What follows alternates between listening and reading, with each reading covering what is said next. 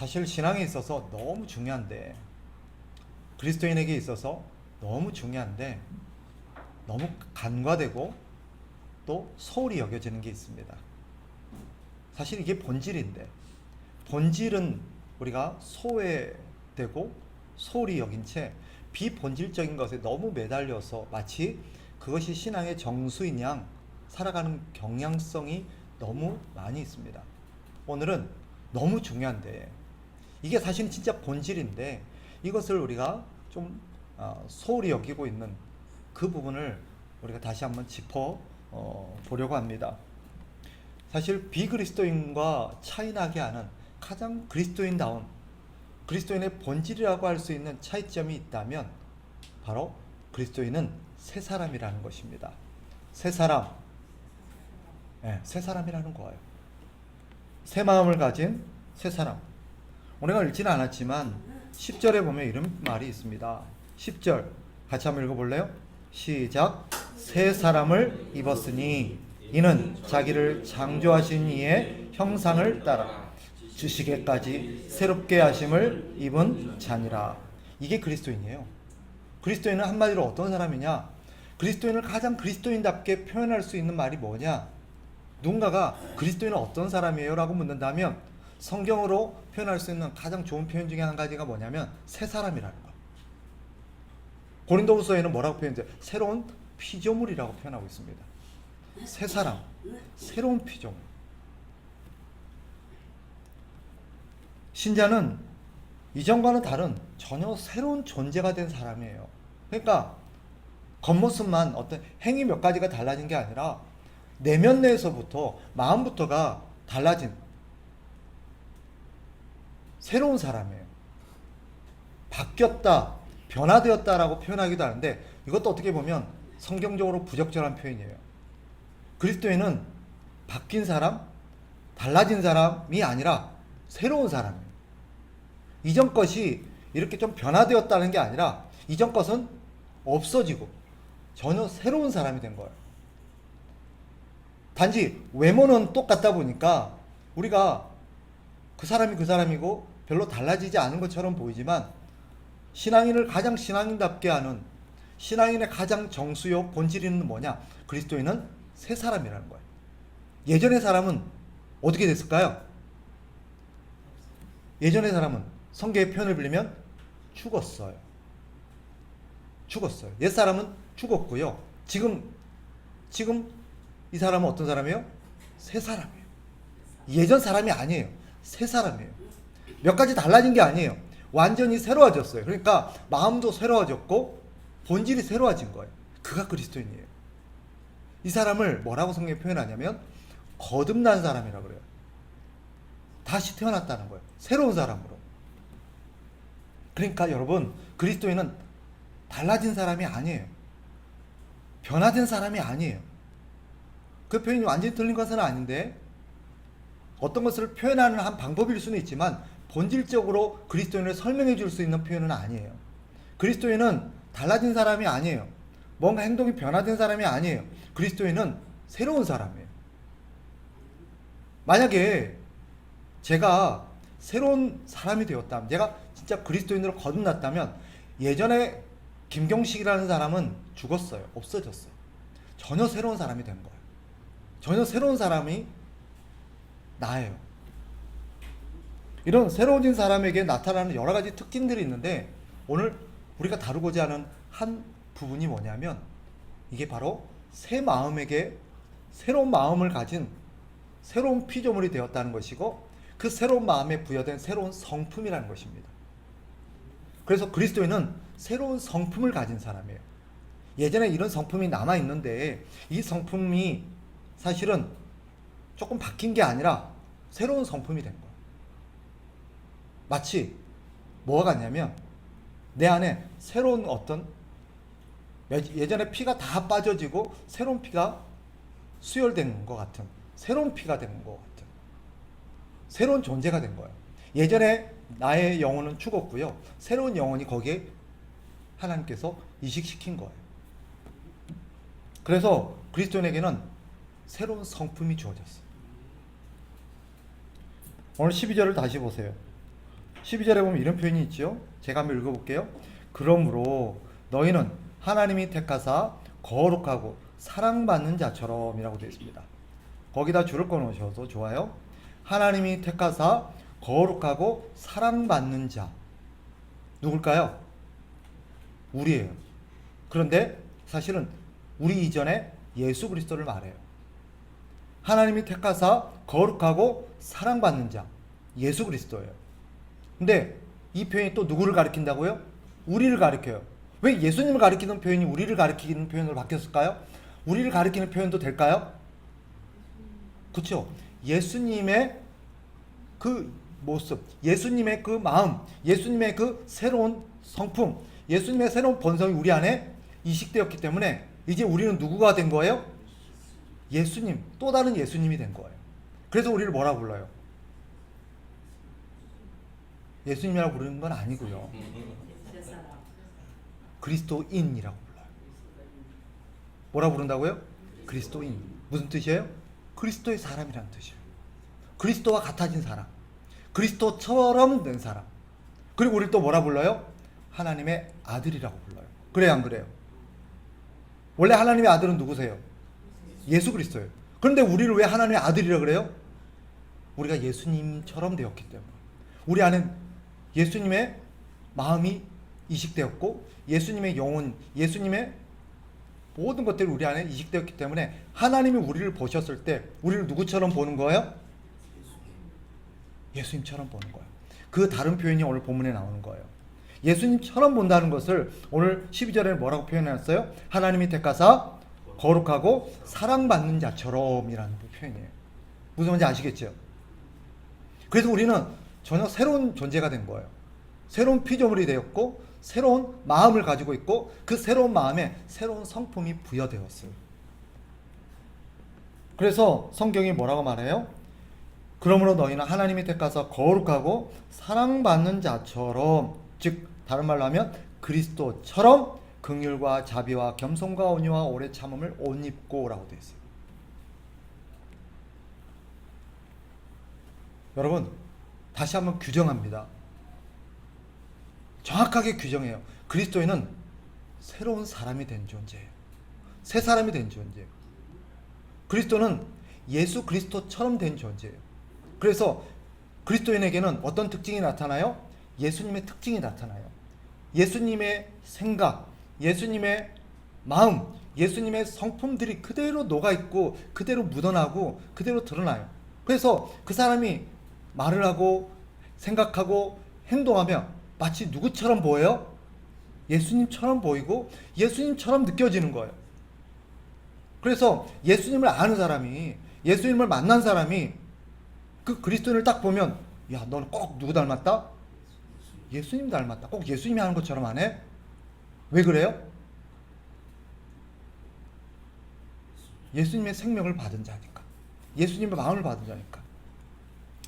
개인적인 얘기를 해서 좀 죄송합니다만 저희 아들을 보면 사람들이 그래요. 너 보면 꼭 누구 생각난다? 너 아버지 생각난다. 너 꼭 누구 닮았다? 왜 그래요? 그 피 받았으니까. 그 생명을 받았으니까. 닮을 수밖에요. 심지어는 목소리도 비슷하다 그래요. 네. 나중에 하는 짓도 비슷해졌으면 좋겠는데 하여튼 그럴 수밖에 없는 거예요. 그 씨를 받았고 그 피를 받았으니까. 우리가 누구의 씨를 받았어요? 예수님의 씨를 받았고 누구의 피를 받았어요? 예수님의 피를 받았어요. 우리 몸에는 무슨 피가 흘러요? 예수님의 피가 흐른다고요.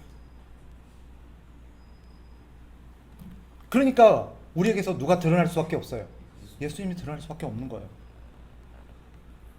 이거 너무 중요한 거예요.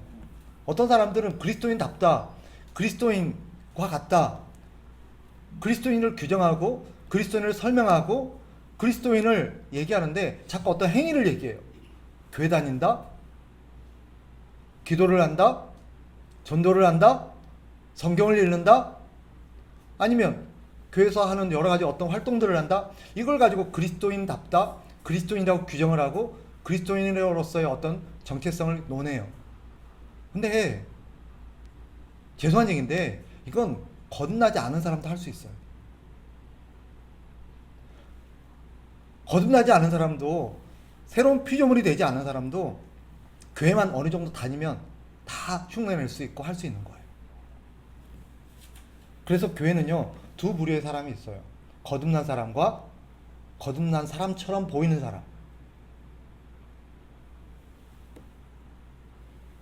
저는 누구 얘기를 하고 있어요? 거듭난 사람을 얘기하고 있어요. 진짜 그리스도인을 얘기하고 있어요. 그리스도인은 가장 그리스도인답게 되는 것이 뭐냐면, 그리스도인은 새로운 마음이 부여되었고 새로운 성품이 나타난다는 거예요. 그래서 우리에게는 오늘 성경에서 말하고 있는 그런 그리스도를 닮은, 그리스도와 같은 성품들이 나타나요. 그 성품이 오늘 본문에 소개되고 있는데 5가지가 소개되고 있어요. 12절 다시 보세요. 무엇입니까? 첫째, 긍휼. 두 번째, 자비. 세 번째, 겸손. 네 번째, 온유. 다섯 번째, 오래 참. 이것만 있는 게 아니죠. 이것만 있는 건 아니에요. 갈라디아서에 보면 성령의 9가지 열매를 가지고 9가지 성품이 나타나요. 근데 본문에는 5가지만 소개되고 있어요. 이 5가지는 이 9가지의 농축이에요. 별개가 아니라. 즉 9가지를 5가지로 설명한 거예요. 그 이유가 있어요. 왜 어떻게 5가지인데, 왜 9가지인데 5개로 설명이 가능하냐? 사실 이 5가지는 별개의 것들이 아니라 사실은 한 뿌리에서 나온 한 열매예요. 따로따로인 게 아니에요. 긍휼과 자비와 겸손과 온유와 오래 참음은요, 한 뿌리에서 나온 한 열매예요. 즉 겸손 따로, 예를 들면 긍휼한데 자비는 없고 겸손한데 온유는 없고 그럴 수가 없어요. 긍휼하면 사람은 반드시 자비로워요. 자비로운 사람은요, 겸손해요. 겸손한 사람은요, 온유해요. 온유한 사람은요, 오래 참아요. 이게 한 뿌리예요. 한 열매예요. 너는 어떻게 참 긍휼한데 자비가 없냐? 이거 말이 안 되는 거예요. 그 사람 뭐가 없는 거예요? 자비가 없는 사람은 그 마음에 뭐가 없는 거예요? 긍휼함이 없는 거예요. 이걸 잘 설명해 주는 게 갈라디아서 5장에 나오는 성령의 9가지 열매예요. 그거 보면 뭐라고 표현되냐면, 오직 성령의 열매는 이러고 나서 사랑과 희락과 화평과 오래 참음과 자비와 양선과 온유와 절제 이렇게 나와요. 근데 여기 보면 이 성령의 열매는, 이 뒤에는 9가지 열매가 나오는데도 이 성령의 열매라는 단어가 단수로 쓰였어요. 이게 뭐냐면 뒤에 9가지가 하나라는 뜻이에요. 한 열매라는 거예요. 즉 열매 안에를 딱 열어보면 그 안에 뭐가 있다는 거예요? 이 9가지가 다 들어있다는 거예요. 이게 한 뿌리에서 나온 한 열매예요. 그래서 결과적으로 말씀드리면 긍휼이 있는 사람은 자비로워요. 자비로운 사람은 겸손해요. 겸손한 사람은 온유하고요. 온유한 사람은 오래 참아요. 그래서 이게 다 같이 한 열매로 있어요. 성령의 9가지 열매도 한 열매예요. 별게 따로따로가 아니에요. 나는 이게 부족해요. 나는 저게 부족해요. 이렇게 표현하고 나는데 사실 그건 오해예요. 하나예요. 그러면 오늘 본문에 왜 5가지만 설명해 놨느냐? 이 5가지는 이 9가지를 농축한 거라 그랬잖아요. 그리고 이 5가지는 그냥 대표적인 거 5가지. 대표적인 거예요. 성령의, 즉 예수님의 성품을 설명해 주는 대표적인 5가지만 설명해 놓은 것 뿐이에요. 이 안에는 몇 가지가 담겨 있다? 9가지가 담겨 있다는 거예요. 그러면 이 5가지 열매 성품이 어떤 것이냐, 우리가 좀 알고 있을 필요가 있어요. 자, 첫째가 긍휼이죠. 긍휼이 뭐예요? 쉽게 말하면 다른 사람을 불쌍히 여기는 마음이에요. 이것은 하나님의 성품이에요. 아마 불쌍히 여기는 마음은 거듭나지 않는 자연인들에게도 있는 거 아닌가라고 생각할지 모르겠어요. 근데 좀 달라요. 누구에게나 불쌍히 여기는 마음은 있어요. 그런데 세상 사람들에게 있는 불쌍히 여기는 마음도 원래는 하나님이 주신 마음이에요. 긍휼히 여기는 마음은 하나님의 마음이고요. 하나님이 인간에게 주셨어요. 그런데 비그리스도인들, 거듭나지 않는 자들에게도 긍휼히 여기는, 불쌍히 여기는 마음이 남아있기는 해요. 그러나 그것은 어떤 마음이에요? 고장난 마음이에요. 고장나서 제대로 긍휼이 발동하지 않아요. 그런데 거듭난 사람에게는 어때요? 이것이 제대로 발동을 해요. 단 완벽하지는 않아요. 긍휼은 뭐냐?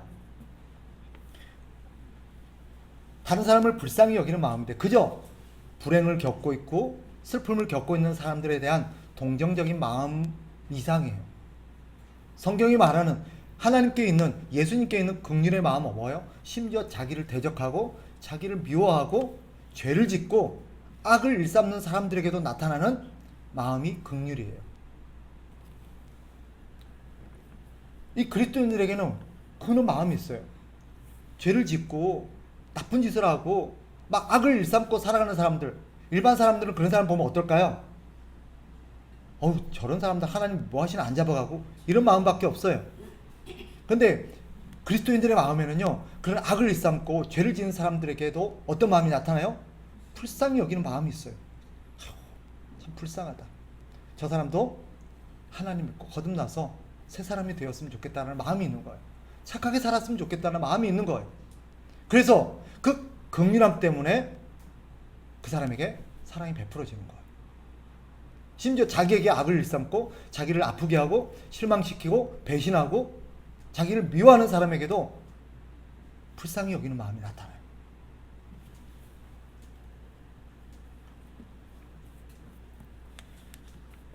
이런 불쌍히 여기는 마음이 다른 사람에게 나타나는 불쌍히 여기는 마음에서 비롯되어서 그 불쌍히 여기는 마음에서 비롯된 다른 사람을 향한 나타나는 사랑을 우리는 뭐라고 부르냐? 자비라고 불러요. 자비가 뭐예요? 그 사람을 불쌍히 여기는 마음에서 나타난 그 사람을 향한 사랑, 그것을 자비라고 불러요.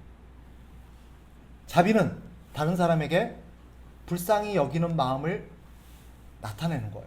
그래서 그 사람을 돕고 그 사람에게 선을 베푸는 것을, 그런 사랑을 우리는 자비라고 불러요. 자비는 다른 사람을 향한 나타난 사랑이에요. 대표적인 얘기가 성경에 나와 있죠.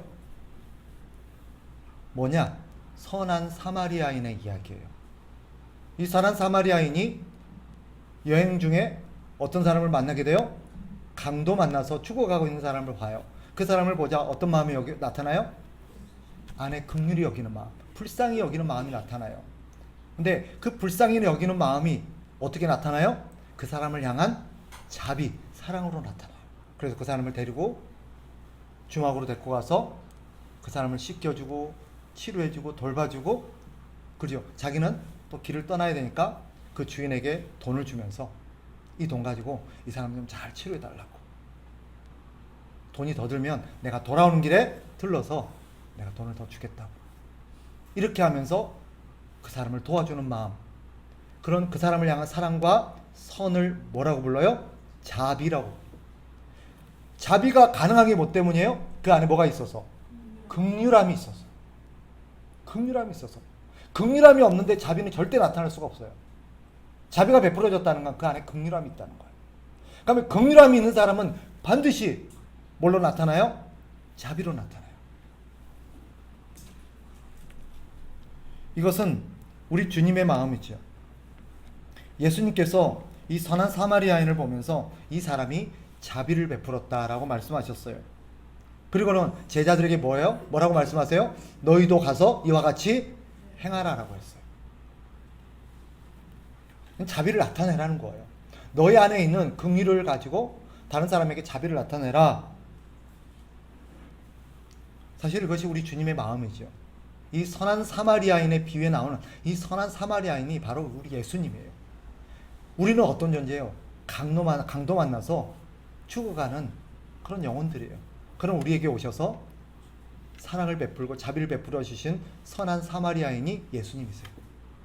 너희도 그렇게 하라는 거예요.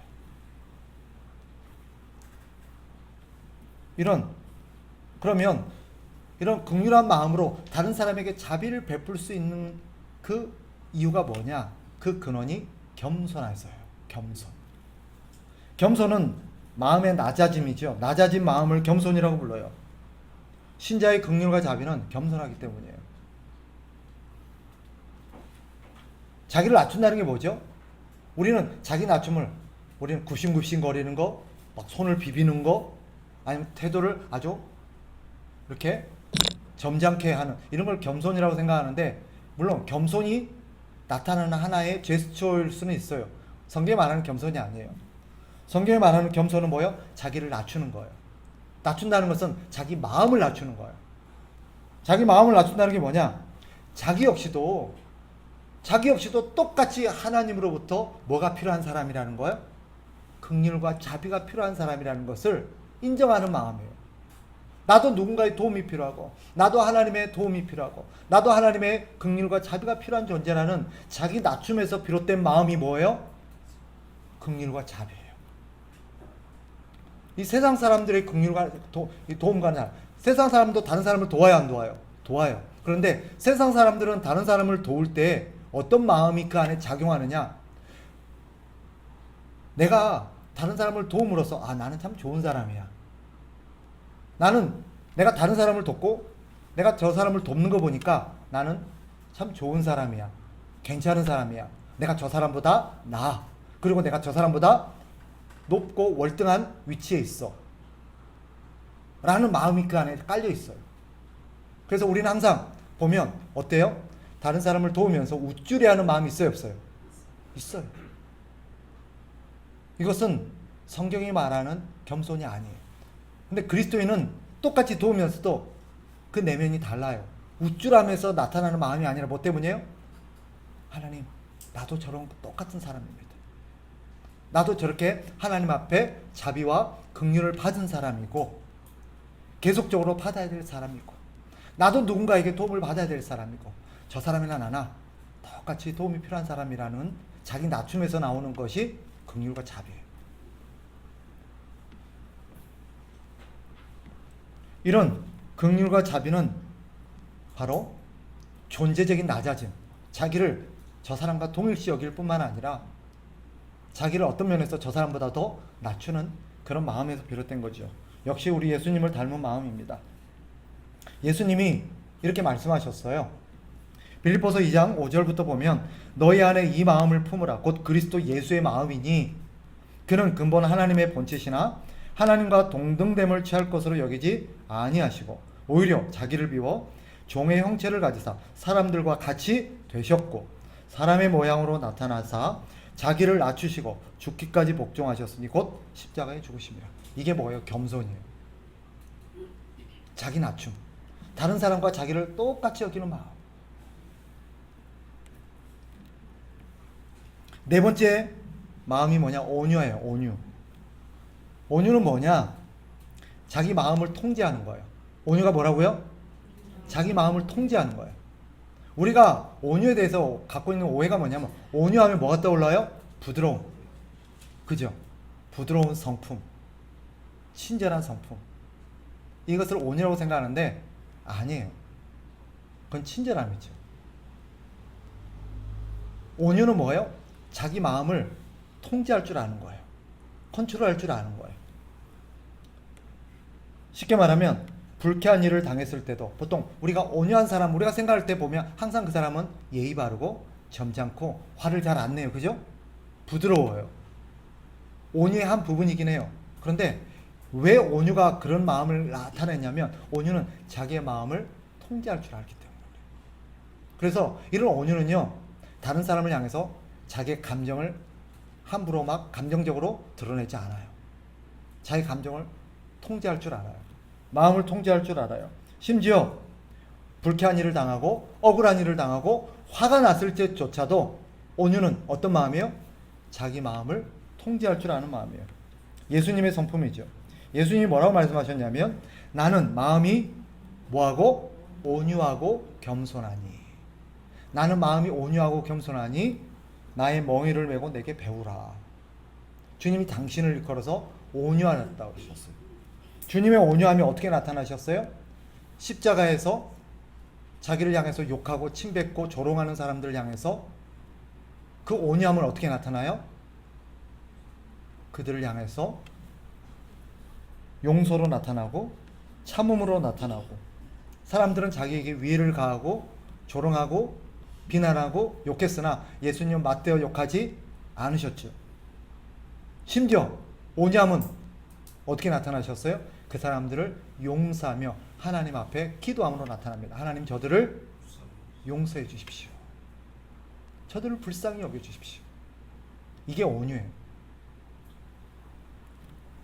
여러분, 온유는 힘이 없어서가 아니에요. 예수님은 누구보다도 강하신 분이셨어요. 12군단도 더 동원하셔서 저들을 다 진멸할 수 있는 그런 강인함과 능력을 갖고 계신 분이었는데 그분은 온유하셨어요. 그래서 온유는 부드러움이지만 약함이 아니에요. 온유는 뭐냐? 따라합시다. 온유는 모든 것을 이기는 강함. 이게 온유예요. 온유는 약함이 아니에요. 강함이에요. 뭘요? 모든 걸 이기는, 자신의 연약함과 감정과 자신의 모든 것들을 이기는 강함이에요. 그래서 자문에 보면 성을 빼앗는 자보다 어떤 사람이 더 강하대요? 자기 마음을 지키는 사람, 자기 마음을 통제할 줄 아는 사람이 더 강한 사람이라고 돼요. 진짜 어려운 거는요, 자기 힘을 가지고 상대를 때려 부수는 게 아니에요. 자기보다 연약한 자들, 그런 한 주먹거리도 안 되는 사람들을, 그죠? 온유함으로 참아내는 거예요. 물론 이런 경우 있죠. 이렇게 말하는 부분이 있어요. 옛날에 뭐 어떤 유명한 목사님도 그렇게 말했다죠. 한 주먹거리도 어떤 사람이 자기한테 막 까불더래요. 이 목사님이 과거에 한 주먹 하셨던 분인데 그 사람이 향해서 그랬다잖아요. 속으로 한 주먹거리도 안 되는데 내 예수님 때문에 참는다. 그리고 이렇게 말했다죠. 예수는 내가 믿었는데 은혜는 네가 누리는구나. 이게 온유예요. 자기보다 약한 사람, 그런 사람을 향해서 나타나는 그런 관대함. 자기 감정을 통제할 줄 아는 거예요. 힘이 없어서가 아니에요. 비굴함이 아니에요.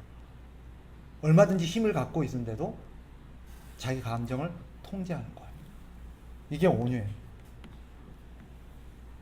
마지막, 오래 참음이 있어요. 오래 참음, 뭐가 떠올라요?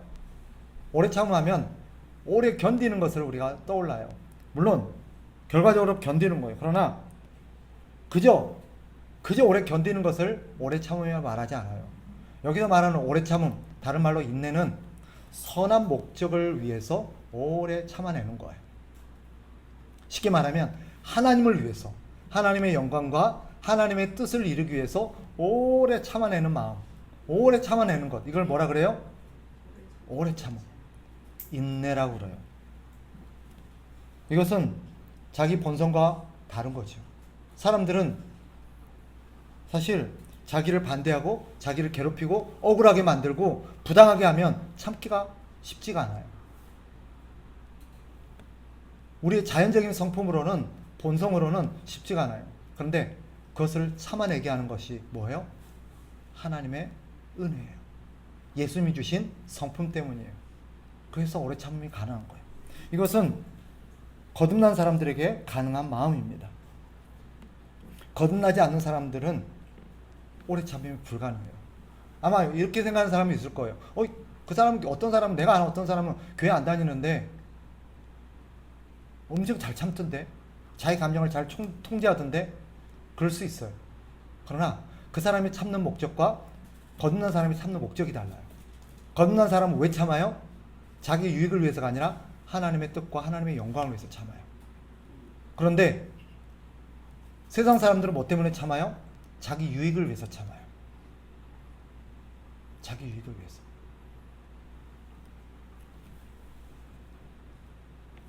이런 성품들이 바로 새로운 피조물이 된 그리스도인들에게 나타나는 새로운 성품입니다. 그리스도인들의 특징입니다. 이것을 성경은 뭐라고 말하느냐? 그리스도의 옷이라고 표현해요. 옷을 입었다라고 말해요. 우리는 그리스도로 옷 입은 사람이다라는 표현이 있잖아요. 이 그리스도로 옷 입은 사람이다라는 다른 표현이 뭐냐? 그리스도의 성품을 가졌다라는 뜻이에요. 그리스도로 옷 입어라. 어떻게 그리스도로 옷을 입어요? 이건 그리스도의 성품을 우리가 가졌다라는 뜻이에요. 이것은 모든 사람들이, 모든 그리스도인들, 거듭난 사람들이라면 다 가진 마음입니다. 이것이 바로 그리스도인의 성품이죠. 사람들마다 정도의 차이는 있을 수 있습니다. 상대적으로 뛰어난 사람도 있을 수 있습니다. 그러나 완전한 사람은 없겠죠. 그래서 어떤 사람들은 자신의 그런 모나고 주님을 닮지 않은 주님의 성품이 자신 안에서 온전히 나타나지 않음으로 인해서 실망하고 속상해할 때도 있습니다. 그러나 너무 실망하지 마십시오. 우리 안에 있는 그리스도의 마음, 성품은 우리 안에서 점점 농익어서 점점 나타나게 될 것입니다. 그런데 성경에 보면 이것을 명령으로 표현하고 있어요. 오늘 12절 다시 보시면 그러므로 너희는 하나님이 택하사 거룩하고 사랑받는 자처럼 긍휼과 자비와 겸손과 온유와 오래 참음을 옷 입고 라고 되어 있어요. 옷 입고 명령문으로 되어 있어요. 옷을 입으라 라고 되어 있어요. 여기는 무슨 뜻이에요? 이 옷은 내 스스로 입을 수 있을까요? 아니면 우리 주님께서 입혀줘야 되는 걸까요? 우리 주님께서 입혀줘야 되는 거예요. 그런데 우리한테 왜 옷을 입으라고 말할까요?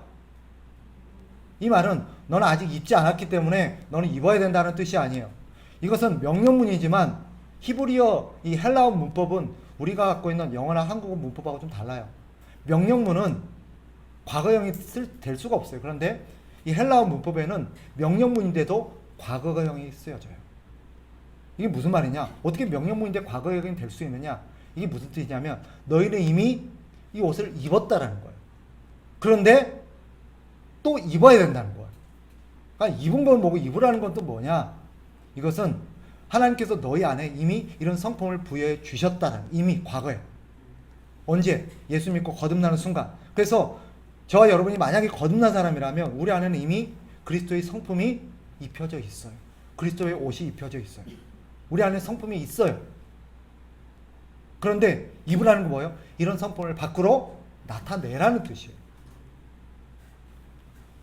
이게 중의적인 뜻이에요. 스스로 만드는 것, 스스로 우리가 옷을 입을 수는 없지만 우리 주님이 입혀준 옷을 우리는 밖으로 나타내라 라는 뜻입니다. 다른 사람이 볼 수 있도록. 여러분 보세요. 옷을 입으면 다른 사람이 봐요, 안 봐요? 볼 수밖에 없어요. 제가 오늘 양복을 입고 왔어요. 이 양복을 입은 것을 여러분 사람들이 알아요, 몰라요? 사람들이 딱 보고 목사님 뭐 입었네? 양복 입었네? 라고 말해요. 어떻게 알아요? 내가 입었으니까. 입으면 다른 사람이 봐요, 안 봐요? 볼 수밖에 없어요. 내가 입었는데 여러분 안 볼 수 있나요? 이건 투명한 옷이라 해서 여러분 안 보일 거예요. 말이 안 되는 거예요.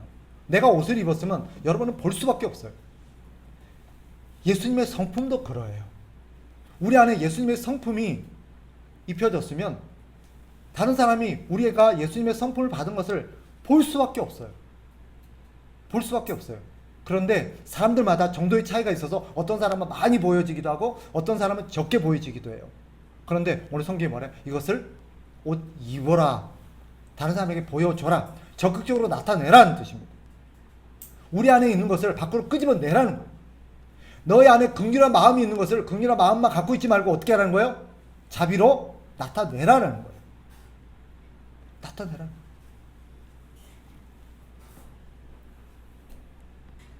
처음부터 완전할 수는 없지요. 완벽할 수는 없어요. 아까 말씀드린 것처럼 사람들마다 달라요. 어린아이와 어른이 같을 수는 없어요. 예수 믿은 지 이제 갓 1년도 안 된 사람과 10년이 넘은 사람이 같을 수는 없어요. 거듭났다고 전제했을 경우. 그럼에도 불구하고 어떤 사람들은 이것이 적극적으로 나타나는 사람들이 있어요. 하나님이 주신 그런 성품들을 적극적으로 나타내는 사람이 있어요. 그리스도인이 그것을 나타내야 돼요. 이게 옷 입고 옷 입으라는 뜻이에요. 여러분, 우리가 거듭난 사람인지 진짜 거듭난 새 피조물인지 알 수 있는 것은 내가 교회를 다니고 있나? 예배 나왔나? 기도하나? 전도하나? 이것으로 가능할 수 없어요. 그 사람이 진짜 거듭난 사람은 새로운 피조물이라면 어디서 그게 나타나요? 그리스도의 성품으로 나타나요. 새 사람. 새 사람이 되었으면 새 마음을 가질 수밖에 없어요. 새 마음을 가진 사람은 가치관도 다르고 새롭고요. 삶의 목표도 새로울 수밖에 없어요. 이것은 우리가 예전에도 여러 번 얘기했기 때문에 오늘은 새로운 성품도 나타날 수밖에 없다. 보세요. 여러분들은 잘 못 느끼시겠지만 거듭나기 전, 새로운 피조물이 되기 전 김경식이라는 사람을 본 적이 없기 때문에 여러분은 모르겠지만 옛날 사람이 저를 보면요, 예전에 소시적에 저를 아는 사람과 이제 새로운 피조물이 되었고 목사가 된 저를 보면 완전히 다른 사람으로 봐요. 실제로. 왜요? 그럴 수밖에 없죠. 달라졌는데, 새 사람이 됐는데 어떻게 같을 수가 있어요? 예수 믿기 전과 예수 믿은 후가 어떻게 같을 수가 있어요? 그럴 수는 없는 거예요. 저 사람은 예수 믿고 난 뒤에, 예수 믿고 난 후가 똑같다. 그건 불가능한 거예요, 사실은. 이건 절대 불가능해요. 그런데도 여러분이 똑같다면 죄송한데 한 가지로밖에 설명이 안 돼요. 여러분 아직 거듭나지 않은 거예요. 거듭나지 않은 거예요. 거듭났다면 이런 특징이 나타날 수밖에 없어요. 그래서 한번 물어볼게요. 여러분 대답을 안 하셔도 돼요. 여러분 안에 오늘 본문에서 다루고 있는 다른 사람을 향한 불쌍히 여기는 마음, 긍휼함이 있나요? 그 긍휼함이 내 안에서 견디지 못해서 튀어나와 다른 사람을 향한 자비로 나타나나요? 겸손함은 있나요? 온유함이 있나요? 있을 수밖에 없어요. 단지 약간의 차이는 있을 수 있겠죠. 만약에 진짜 거듭났는데, 내가 진짜 거듭났는데 내가 잘 나타나는지 안 나타나는지 그런 것 같기도 하고 아닌 것 같기도 한 사람이 있을 수 있어요. 그죠? 그런데 진짜 그리스도인 거듭난 사람에게는 또 하나의 특징이 있어요. 그거 뭔지 아세요? 내 안에서 그리스도에 나온 성품이 나타나지 않을 때 거듭난 사람은 속상해요. 애통해요. 주님을 닮지 않은 자신의 모습을 보면서 애통해하고 슬퍼하고, 그래서 하나님 앞에 어떻게 해요? 하나님, 나 왜 이럴까요? 나 예수 믿는 사람인데, 거듭난 사람인데, 주님의 이름으로 일컬음을 받는 사람인데 나는 행동이 왜 이래요? 나는 말이 왜 이래요? 나는 생각이 왜 이래요? 막 속상해하고 하나님 앞에 울부짖고 기도해요. 이것조차도 없다. 그 사람 거듭났지 않은 사람일 거예요. 틀림없이. 진짜 여러분 마음속에 이런 애통함이 있어요? 나는 왜 주님을 닮는 모습이 안 나타날까? 나는 예수 믿는 사람인데 나는 왜 이 정도밖에 안 될까? 그러면 속상함이 있어요? 있어야 돼요. 이게 없으면 그 사람은 거듭난 사람이 아니에요. 예외가 없어요. 우리에게는 이런 마음이 있어요. 애통하는 마음이 있어야 돼요. 나는 말하는 게 왜 이렇지? 나는 생각하는 게 왜 이렇지? 나는 다른 사람한테 왜 이렇게 대하지? 하나님 앞에 속상해서 울어야 돼요. 요즘 제 자신을 보면서 제가 참 많이 힘들어요. 네. 실망스럽고 이거밖에 안 된다 싶고, 원래 알았는데 새삼 또 알아져요. 원래 내가 좀 덜 된 사람이라는 거 알았는데 요즘 새삼 또 그런 게 확인되고 깨달아지니까 마음이 많이 힘들어요. 우리 안에 이런 마음이 있어야 돼요. 여러분, 주님께서 우리에게 뭐라고 명령하세요? 그리스도로 옷 입어라라고. 이런 성품을 나타내라는 거예요. 적극적으로. 그래서 여러분을 본 사람들이 그리스도를 보게끔 하라는 거예요. 여러분을 만난 사람이 그리스도를 만났다라고 고백하게 하라는 거예요. 여러분, 우리 안에 당연하죠. 어느 날 여러분이 밖에서 여러분을 잘 몰랐던 사람이 여러분이 교회 다니는 걸 알았고 예수 믿는 사람인 걸 알았는데 어떤 반응이 나타나야 돼요? 아, 교회 다녔어요? 몰랐네? 이러면 여러분 가서 회개해야 돼요. 진짜로 농담이 아니고요. 만약에 나 교회 다녀요, 예수 믿어요, 근데 상대가 그런 것 같았어요, 그럴 줄 알았어요, 그러면 괜찮은 거예요. 감사해야 돼요. 내 안에서 그리스도의 모습이 나타나는구나.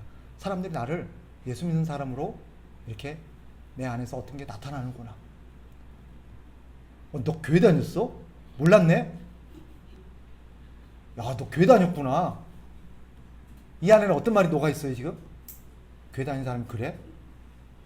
너 교회 다녀놓고 그래, 지금까지 그렇게 살았단 말이야? 이런 말이 안에 깔려있는 거예요. 그래 안 그래요? 맞잖아요, 솔직히. 우리는 어떤 얘기 들어야 돼요? 저 교회 다녀요? 그러면 아, 그럴 줄 알았어요. 그런 것 같았어요. 이런 얘기 들어야죠. 딱 교회 다니는 사람처럼 생겼어요. 목사니까 저 목사요. 아, 딱 그렇게 생겼네요. 이래야지. 어이, 당신 목사였어요? 아유, 놀래라. 이러면 안 되죠. 권사님들, 저 권사예요, 이러는데 권사님이셨어요? 이러면 안 되죠, 그죠? 여러분, 그리스도의 사람이라는 것을 나타내시기 바랍니다. 아멘. 우리 안에서 그리스도가 더 풍성하게 나타나서 우리를 만나는 사람들이 그리스도를 만났다라는 고백이 우리 가운데서 있기를 주의 이름으로 축복합니다.